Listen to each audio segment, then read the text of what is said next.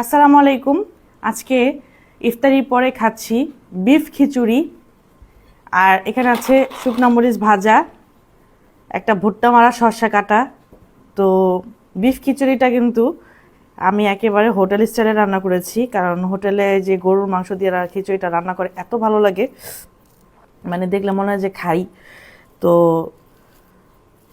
মাঝে মাঝে গেলে খাওয়া হয়, তো সবসময় তো বাইরে যেয়ে খাওয়া হয় না, সম্ভব না। তো আজকে ভাবলাম যে ইফতারি পরে এই আয়োজনটা করি, একটু স্পেশাল খাওয়া দাওয়া ভাল লাগবে খেতে, তাই করলাম আর কি। মাত্র ইফতারি করছি কিছুক্ষণ আগে।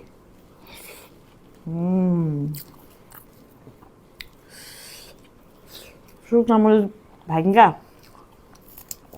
বিফ খিচুড়ির সাথে, এই যেগুলো হচ্ছে সব বিফ, তেলওয়ালা বিফ।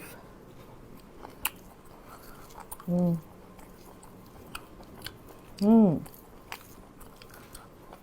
এই যে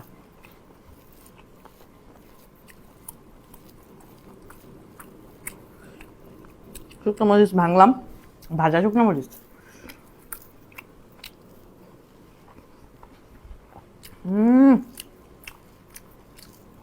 ভাজা শুকনো মরিচের যে গ্রান রে ভাই, আহ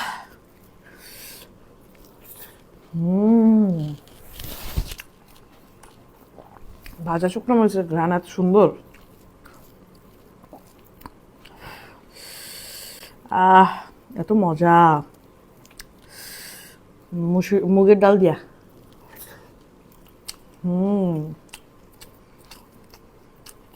আলু।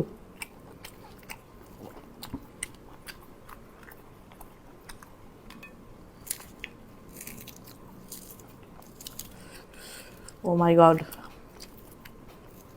আজকে এত মজার একটা মানে খাবার খাচ্ছি, বুঝতেই পারতেছি না যে এটা আমি রান্না করছি নাকি।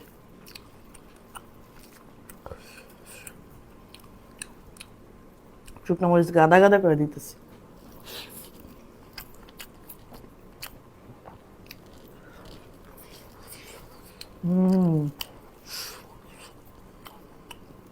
সারাদিন রোজা রাখলে মুখটা সিদ্ধ হয়ে থাকে, তো ঝালটা দইলার ময়লা খাইলে ভালো লাগে।